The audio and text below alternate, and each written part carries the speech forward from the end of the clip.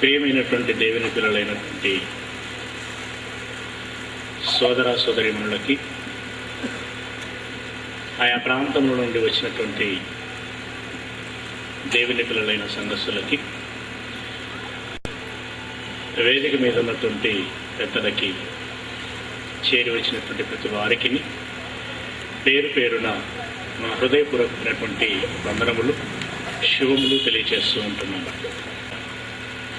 ఈ దినమున మనం ఆలోచించబోయేటువంటి విషయం ఏంటంటే,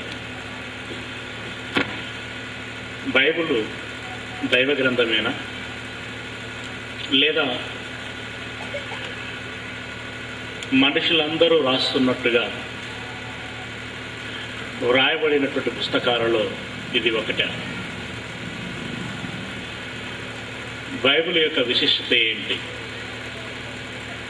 బైబిల్లో వ్రాయబడినటువంటి మాటల యొక్క గొప్పతనం ఏంటి?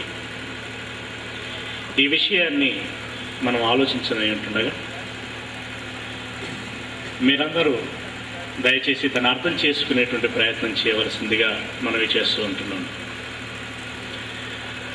మనుషులముగా మనం ఎన్నో సంగతులను నేర్చుకుంటున్నాం, ఎన్నో సంగతులని ఎంతో మందికి నేర్పిస్తూ ఉంటున్నాం. ఇప్పటి వరకు మీరు పుస్తకాలు చదువుట ద్వారాను లేదా ఇలాంటి సభలలో వినట ద్వారానో ఎన్నో సంగతులు నేర్చుకుని ఉన్నారని, ఇక ఈ దినమున కూడా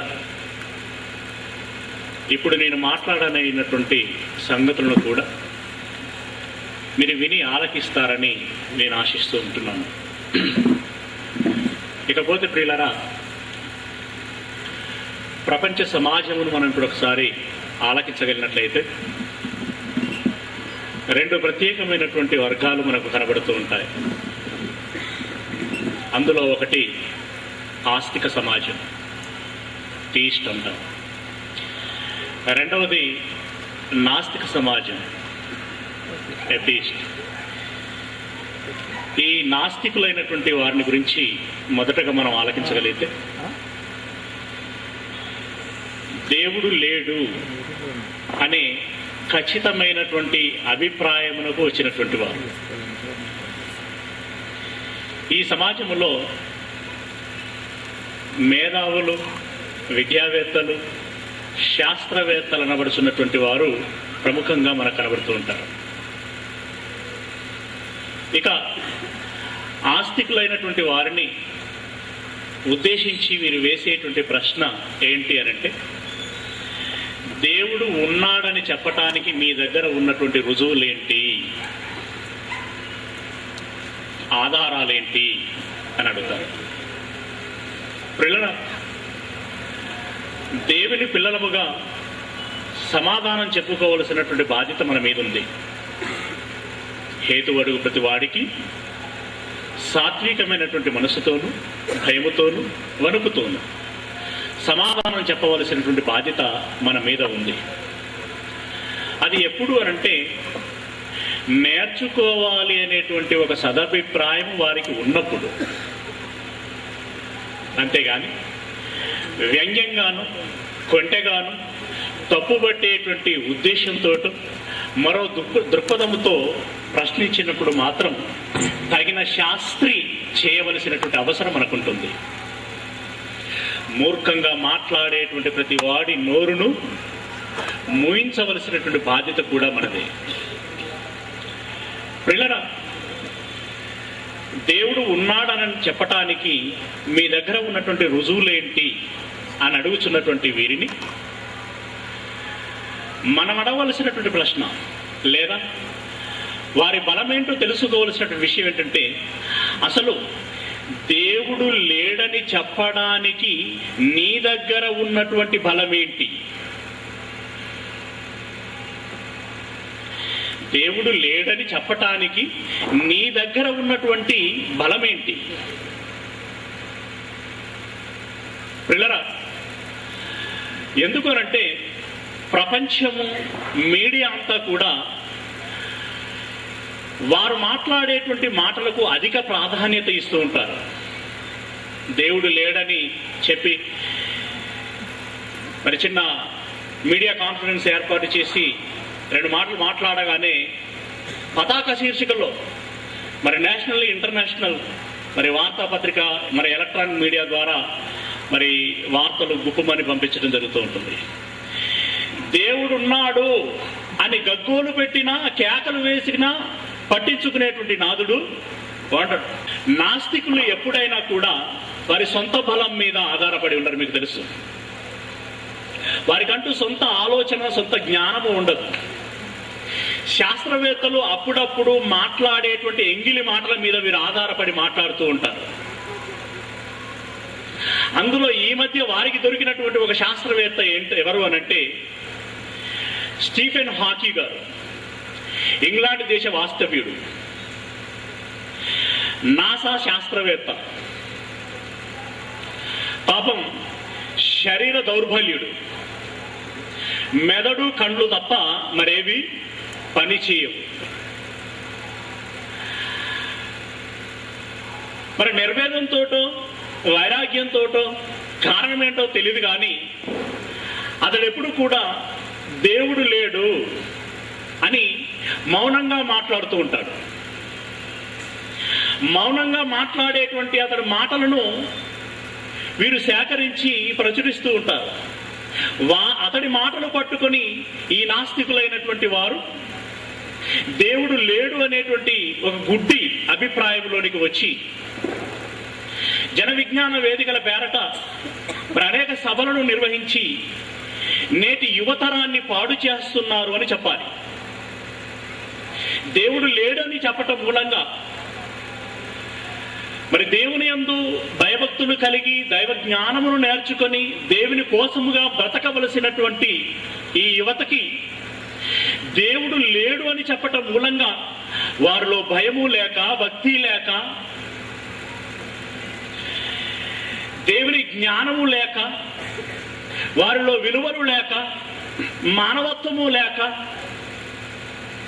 సభ్య సమాజంలో ఎలా నడుచుకోవాలి అనేటువంటి కనీసపు ఆలోచన కూడా లేకుండా ఈరోజు యువత చెడిపోవటానికి కారకులైతున్నటువంటి వారు వీరు.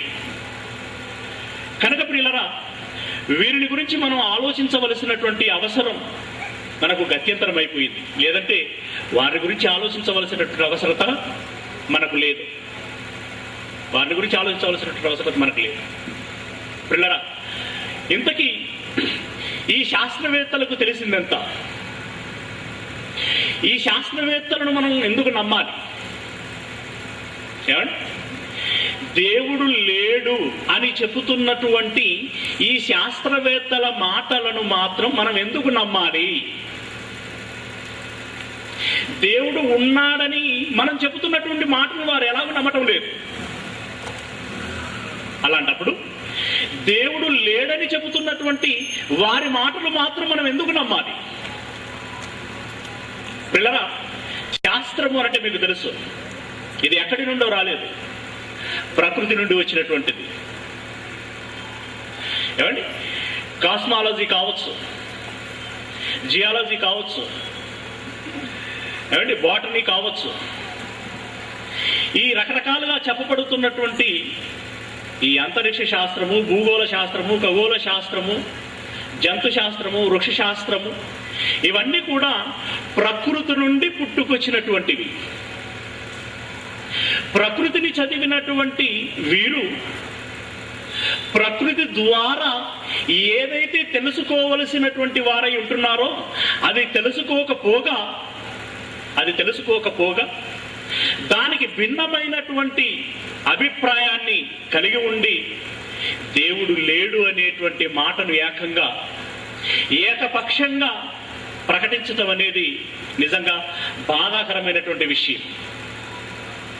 ఇప్పుడు నేను వారిని అడుగుతున్నాను, శాస్త్రవేత్తలారా, శాస్త్రమా, నాస్తికులారా, జన విజ్ఞాన వేదిక అని చెప్పబడుతున్నటువంటి పెద్దలారా, దేవుడు లేడు అని చెబుతున్నటువంటి మీ మాటలను మాత్రం మేమెందుకు నమ్మాలి? నమ్మవలసిన అవసరం మాకేముంది? ఏమండి, ఈ విశ్వం అంతా కూడా పదార్థంతో నిండి ఉన్నది. అందులో కనిపించేటివి ఉన్నవి, కనిపించనివి ఉన్నవి. డార్క్ మ్యాటర్ అంటున్నాం. ఈ విశ్వంలో ఉన్నటువంటి పదార్థం అంతా కూడా 100% అని మనం అనుకుంటే, ఇందులో కనిపించే పదార్థం యొక్క శాతం ఎంత అనంటే 30%. అంటే 70% పదార్థము కంటికి కనబడదు. ఇక ఈ 30% పదార్థములో వీరికి తెలిసింది ఎంత అనంటే 5%. అంటే ఇప్పుడు ఈ విశ్వంలో ఉన్నటువంటి 100% పదార్థములో వీరికి తెలిసిన శాతము ఎంత అనంటే 5%. దీన్ని బట్టి మనకి ఇప్పుడు ఏమర్థమవుతున్నది? 100కు 5% తెలిసిందన్నమాట. దేవుడు కలగజేసినటువంటి ఈ ప్రకృతిలోని పదార్థములో వీరికి 5% తెలిసింది. దీన్ని బట్టి 100కు ఎన్ని మార్కులు వచ్చినట్లు వీరికి? ఏమండి, 100కు ఎన్ని మార్కులు వచ్చినట్లు అనంటే 100కు 5 మార్కులు వచ్చినట్లు. 5% రీసెర్చ్ చేసి తెలుసుకున్నాడు అనంటే పుస్తక రూపంలోనికి వచ్చేసరికి 4.5% అనుకుంటే, ఆ పుస్తక రూపంలో ఉన్నటువంటిది మన దేశంలోనికి వచ్చేసరికి 4%గా మిగిలిపోతుంది. ఇక మన దేశంలోనికి వచ్చినటువంటి ఈ 4% ఆ విషయం ఏదైతే ఉందో, మన ప్రొఫెసర్లు దాన్ని నేర్చుకునేసరికి 3.5% పడిపోతుంది. మన ప్రొఫెసర్లు విద్యార్థులకు, స్టూడెంట్స్ చెప్పేసరికండి 3% పడిపోతుంది. మన 100కు 5 మార్కులు వస్తే పాస్ అయినట్లా, ఫెయిల్ అయినట్లా? ఫెయిల్ అయినట్లు. ఈ ఫెయిల్ అయినోడు చెబుతున్నాడు దేవుడు లేడని. ఫెయిల్ అయిన వాడు చెప్పే మాటలు మనం నమ్మొచ్చా? ఏమండి, ఫెయిల్ అయిన వాడి మాటలు మనం నమ్మకూడదండి. ఫెయిల్ అయినటువంటి వాడి మాటలు మనం నమ్మకూడదు. ఎందుకంటే వాడికి ఇంకా 95% తెలియదు. 95% తెలియదు. ఈ 95% తెలియనటువంటి వాడు దేవుడు లేడు అనేటువంటి నిర్ధారణకు ఎలా రాగలుగుతాడండి? రాలేనటువంటి వాడు కూసినటువంటి పిచ్చి కూతులను మనం ఎందుకు నమ్మాలండి? మనం ఎందుకు నమ్మాలి? నమ్మవలసినటువంటి అవసరం లేదు. పిల్లరా, ఎక్కడో రీసెర్చ్ అని చేసినటువంటి ఒక శాస్త్రవేత్త ఈరోజు మరి వారు ప్రకృతిని గురించి తెలుసుకున్నది 5% అని అంటే 8% తెలిసింది ఎక్కువనా, తెలుసుకోవలసింది ఎక్కువనా?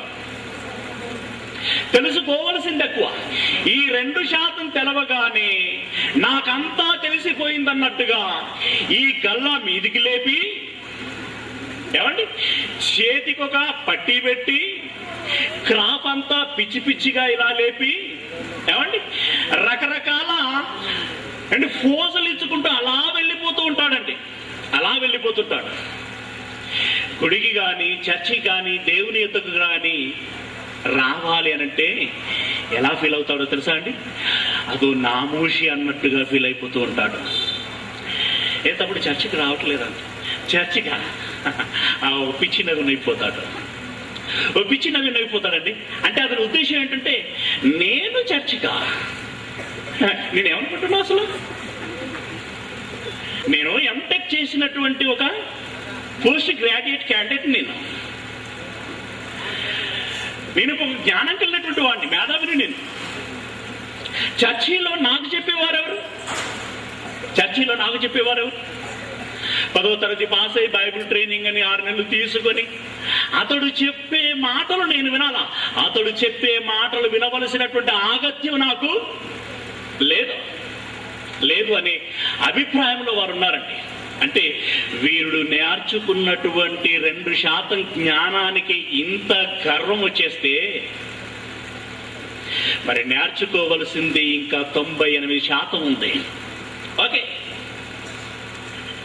నీవు అనుకుంటున్నట్టుగా అన్ని చోట్ల చెప్పలేకపోతుండొచ్చు, కానీ నీకు కావలసినటువంటి 98%, మిగిలిన 98% జ్ఞానం ఈ మహావేద గ్రంథమైనటువంటి బైబిల్లో ఉన్నది. నీకేం కావాలో చెప్పటానికి మేము సంసిద్ధంగా ఉన్నాం. అది చరిత్రనా, అది శాస్త్రమా, అది సామాజిక విషయమా, మరి ఇంకేదైనా ఈ లోకంలో ఉన్నటువంటి ప్రకృతి సంబంధమైనటువంటి ఈ మహాజ్ఞానమే కావచ్చు, పరలోక సంబంధమైనటువంటి మహాజ్ఞానమే కావచ్చు, ఏ సంగతులైనా ఎప్పుడైనా ఎక్కడైనా ఎల్లవేళలా చెప్పటానికి ఇదిగో మా బోటి వారు సిద్ధముగా ఉన్నాం. మేమే కాదండి, లోకములో చాలా మంది ఉన్నారు చెప్పటానికి. మీకు 2% తెలుగుగానే నాకంతా తెలిసిపోయింది అనకు. దెబ్బతింటావు, నాశనమైపోతావు. నువ్వింకా తెలుసుకోవలసింది 98% ఉంది. అది నేర్చుకోవటానికి, ఆ 98% జ్ఞానాన్ని నేర్పటానికి ఏ కళాశాలలో ఏ ప్రొఫెసర్లు అయితే మీకు నేర్పించలేదో, వారు నేర్పించినటువంటి ఆ మహాజ్ఞానాన్ని నేర్పించడానికి ఈరోజు BRTI బైబిల్ కళాశాలను నిర్వహిస్తున్నది. అత్తివెల్లి మొదలుకొని నల్లకుంట వరకు హైదరాబాదులో, ఆంధ్ర రాష్ట్రంలో ఉన్నటువంటి అనేక జిల్లాలలో బైబిల్ కళాశాలను స్థాపించింది. ఆదివారం మొదలుకొని శనివారం వరకు నీకు ఎక్కడ అవైలబిలిటీ ఉంటే అక్కడ హాజరై దేవుని యొక్క మహాజ్ఞానాన్ని నేర్చుకో. నువ్వు వచ్చి చూడు, విను. నాకంతే తెలిసింది కదా. ఒకవేళ నువ్వు విన్న తర్వాత బ్రదర్ నాకు ఇది ముందే తెలుసు అని నువ్వు ఒకసారి అడుగు. ఇదిగో నాకు తెలియదు అదనంగా మీ దగ్గర ఏముంది అని ఒకసారి అడుగు. చెప్పకపోతే అప్పుడు నిలదీయి. కొంత తెలవగానే అంతా తెలిసిపోయిందని అనుకోకండి. మీ భవిష్యత్తును మీరే పాడు చేసుకున్నటువంటి వారు అవుతారు. మిమ్మల్ని మీరే నాశనములోనికి నడిపించుకున్నటువంటి వారు అవుతారు. ప్రియమైనటువంటి వారులారా, ఇక దేవుడు ఉన్నాడా అనేటువంటి విషయంలోనికి మనం వచ్చినట్లయితే 1989 కాస్మిక్ బ్యాక్గ్రౌండ్ ఎక్స్ప్లోరర్ అనేటువంటి ప్రయోగం ద్వారా ఈ శాస్త్రవేత్తలందరూ కూడా నిజ నిర్ధారణకు వచ్చినటువంటి విషయం ఏంటంటే, ఈ ప్రకృతి పుట్టుక వెనకాల ఒక మహాప్రేలుడు జరిగింది. ఈ ప్రేలుడు జరగటం మూలంగా ఈ సృష్టి పుట్టింది అని అంటున్నారు. అంటే ప్రేలుడు జరిగింది అంటే ఒక మహాశబ్దం కలిగింది.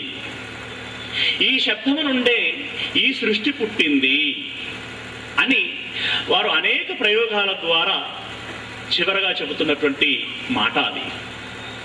అంటే శబ్దం నుండి సృష్టి పుట్టింది అని. ఆ మాటలు వినబడుతున్నాయండి మీకు? వినబడుతున్నాయి అంటే దాని అర్థం ఏంటన్నమాట? ఒక శబ్దం మీ చెవిలో పడుచున్నది అంతని అర్థం. అంటే శబ్దం అంటే ఇప్పుడు మీ చెవిలో పడుతున్నటువంటి శబ్దం ఏ శబ్దం అని మీకు అర్థమైంది? నేను మాట్లాడే మాటల శబ్దం, అంతేనా? నేను మాట్లాడేటువంటి మాటల శబ్దం.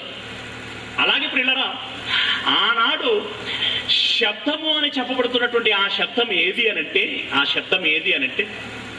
ఎదుగో జననము నాశనము లేనటువంటి నిత్యము ఉండేటువంటి శక్తి అనబడుతున్నటువంటి దేవుడు తాను మాట్లాడినటువంటి ఆ మాట మూలముగా బయటకు వచ్చినటువంటి ఆ శబ్దమే వీరంటున్నటువంటి ప్రేరుడు మూలముగా వచ్చినటువంటి శబ్దం అంటున్నారు.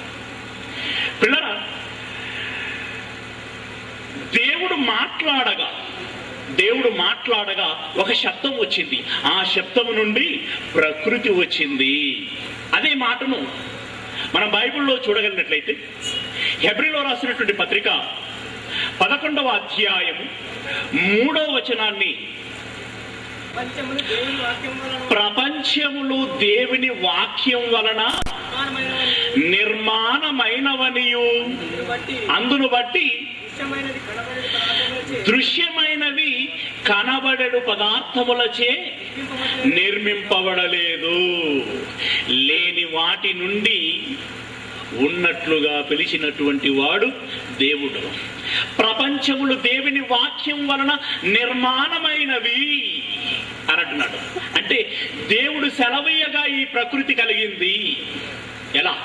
ఆకాశము కలుగుగాక, భూమి కలుగుగాక, వెలుతురు కలుగుగాక, విశాలము కలుగుగాక, మైదానము ఏర్పడునుగాక, ఆయా రకములైనటువంటి విత్తనములను ఫలములను ఇచ్చేటువంటి చెట్లను భూమి మొలిపించునుగాక, ఆయా మత్స్య జల చరములను సముద్రము పుట్టించునుగాక, ఆయా రకములైనటువంటి జంతువులను భూమి పుట్టించునుగాక, ఈ నేల ఈ మట్టి పుట్టించునుగాక అని తను సెలవిచ్చిన తోడనే ఎప్పుడైతే తన మాట పలికాడో, తన మహత్తు కలిగినటువంటి శక్తి కలిగినటువంటి ఆ మాట ఈ ప్రకృతిని కలగజేసింది.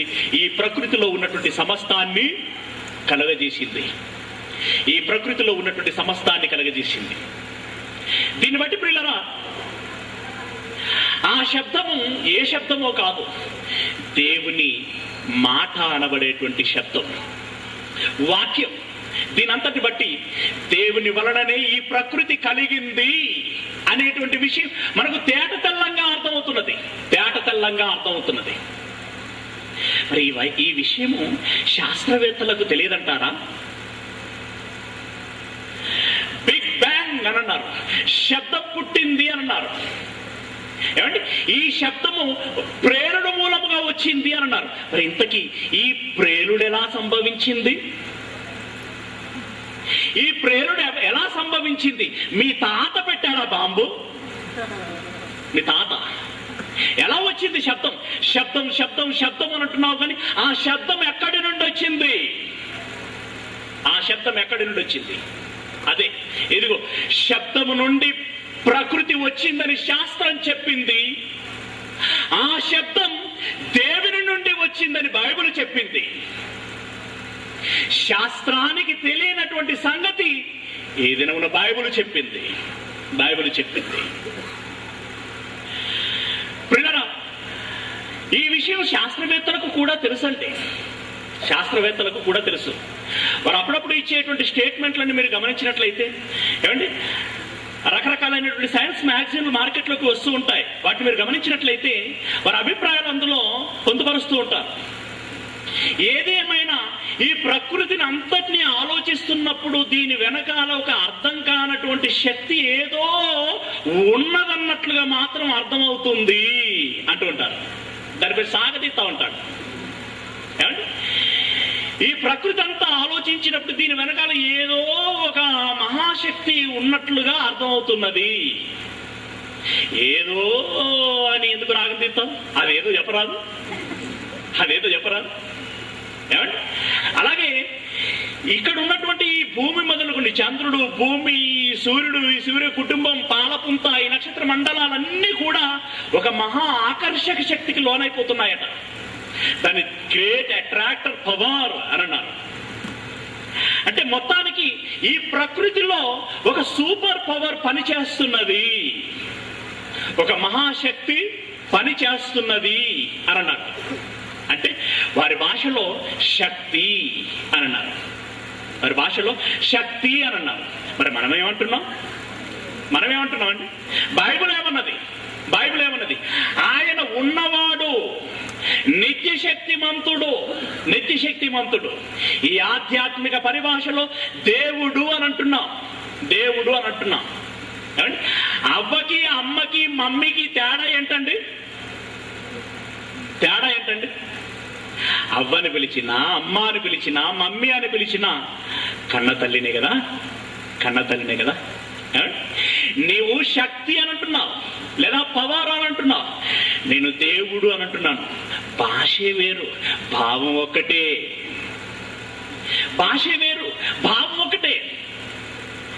నువ్వు శక్తి అని అన్నావు, నేను దేవుడు అని అన్నాను.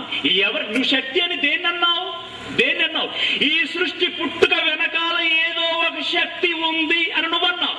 నేనంటున్నాను, ఇదిగో ఈ సృష్టిని కలగజేసినటువంటి క్రియేటర్, ఈ సృష్టిని కలగజేసినటువంటి వాడు దేవుడు దేవుడు అని అంటున్నాను.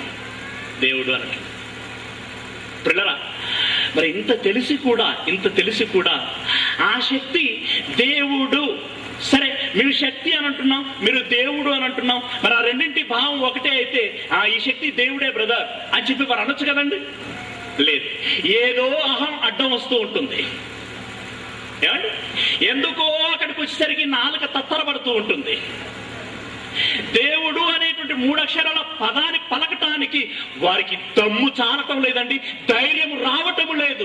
ప్రజల మధ్యలోనికి వచ్చి ఈ ప్రకృతి వెనకాల ఉన్నది దేవుడే అని చెప్పటానికి వారికి ధైర్యం లేదు. పెరిగి పందలు శక్తి శక్తి శక్తి అని 4 గోడల మధ్య కెమెరా పెట్టుకుని చెబుతున్నావు కానీ ప్రజల మధ్యలోనికి వచ్చి ఆ శక్తి ఏదో కాదు దేవుడే అని నువ్వెందుకు చెప్పలేవు? దేవుడు కలగజేసినటువంటి ఈ ప్రకృతిలో ఉంటూ, దేవుడిచ్చినటువంటి సొమ్మును తింటూ తాగుతూ, దేవుడిచ్చినటువంటి దాన్ని అనుభవిస్తూ, దేవుని మాటను ఉత్తరించడానికి నీ నాలుకకు అంత అడ్డమే వచ్చింది. కనీసము దేవుడే అని చెప్పి కృతజ్ఞత చెల్లించుకోలేవా? దేవుడే అని కృతజ్ఞత చెల్లించుకోలేవా? ప్రేమైనటువంటి వారులారా, వీళ్ళ గురించి ఉద్దేశించి బైబిల్లో ఒక మాట చెబుతున్నారు చూడండి. ఉద్దేశపూర్వకంగానే ఏంటో మరి వీళ్ళ లావాదేవీలు ఏంటో లేవండి. లావాదేవీలు అంటే ఏవో లేవు. దేవుడు అని అన్నారనుకోండి, అంతే, 2 చేతులు పైకెత్తేసేయాలి. దేవుడు అని అన్న తర్వాత ఇక వీళ్ళకి ఏం పని ఉండదు. దేవుడు అని అన్న తర్వాత ఇక వీళ్ళకేం పని ఉండదు. అంగారకుడి మీదకి క్యూరియాసిటీని పంపించవలసిన పని ఉండదు. ఏమండి, మామను పంపించవలసిన పని ఉండదు. ఈ విధంగా రాకెట్లని, గ్రహాలను పంపించవలసిన పని ఉండదు. ఇవే పనులు లేకపోతే ప్రభుత్వాల నుండి కోట్లకు కోట్లు రావు. కోట్లకు కోట్లు వాళ్ళకు రాకపోతే వాళ్ళ ఉద్యోగాలకి ఎసరు వస్తుంది. అందుకే వాళ్ళు ఏం చేస్తున్నారంటే కప్పి పెడుతున్నారు. ఉద్దేశపూర్వకంగా ఇందులో దురుద్దేశం ఉంది, ఇందులో కుట్ర ఉంది. పేతురు గారు రాసినటువంటి 2వ పత్రిక 3వ అధ్యాయం 5వ వచనాన్ని మనం చూడగలిగినట్లయితే, పేతురు గారు రాసినటువంటి 2వ పత్రిక 3వ అధ్యాయం 5వ వచనము, ఏలయనగా పూర్వము నుండి ఆకాశం ఉండెననియు, నీళ్లలో నుండి నీళ్ల వలనను సమకూర్చబడినటువంటి భూమియు దేవుని వాక్యం వలన కలిగిననియు వారు బుద్ధిపూర్వకముగా అంటే కావాలని, ఇది వంచన, ఇది దగ, ఇది మోసం. వారి బుద్ధిపూర్వకముగా మరుతురు. ఆకాశం ఒకటి ఉన్నది, అందులో నీరు ఒకటి ఉంది. ఆ నీటిలో నుండి ఈ భూమి వచ్చింది. ఇది వారికి బాగా తెలుసు. అయినా బుద్ధిపూర్వకముగా దాన్ని మరుతురు అంటే విడిచిపెడతారు. ఇప్పుడు అదే జరుగుతున్నది. అలాగే మరొక మాట, ఇందాక మనం చదువుకున్నటువంటి మాట చూడండి. రోమీయులకు రాసిన పత్రిక 1వ అధ్యాయము 21వ వచనములో నుండి, వారు దేవుణ్ణి ఎరిగియు ఆయనను దేవునిగా మహిమపరచలేదు, కృతజ్ఞతాస్తుతులు చెల్లింపను లేదు, కానీ వారు తమ వాదముల యందు వ్యర్థులైరి. దేవుణ్ణి ఎరిగారు, కనీసం కృతజ్ఞతలు చెప్పలేదండి. ఎందుకంటే ఎదుగో ఈ సృష్టి ఈ రోజు మనం అనుభవిస్తున్నదంతా, మనం నిలబడ్డ నేల, ఎదుగో మనం తింటున్న ఆహారం, ఎదుగో మనం తాగుతున్న నీరు, పీలుస్తున్నటువంటి గాలి, ఈ వెలుతురు, వేడిమి, రంగులు, రుచులు, వాసనలన్నీ, ఇవన్నీ కూడా ఎదుగో ఆ సర్వేశ్వరుడి యొక్క కృప, అతని యొక్క దయ, అతని ప్రేమ. ఇదిగో తనను బట్టే ఇవన్నీ కలిగాయి. ఆయనను బట్టే వాటినన్నింటినీ మనం అనుభవిస్తున్నాం. ఆయన వలననే మనం పుట్టాము, ఆయన వలననే మనం బ్రతుకుతున్నాము అని మీరు కృతజ్ఞత చెల్లించలేదు. కృతజ్ఞత చెల్లించలేదు. కృతజ్ఞత చెల్లించకపోగా వారు తమ వాదములయందు వ్యర్థులైరి. తమ వాదములయందు వ్యర్థులైరి. ఏ వాదం? ఏ వాదము అనంటే పిల్లరా, ఎదుగు దేవుడు లేడు అనేటువంటి తమ వాదములయందు, దేవుడు లేడు అనేటువంటి తమ వాదములయందు వ్యర్థ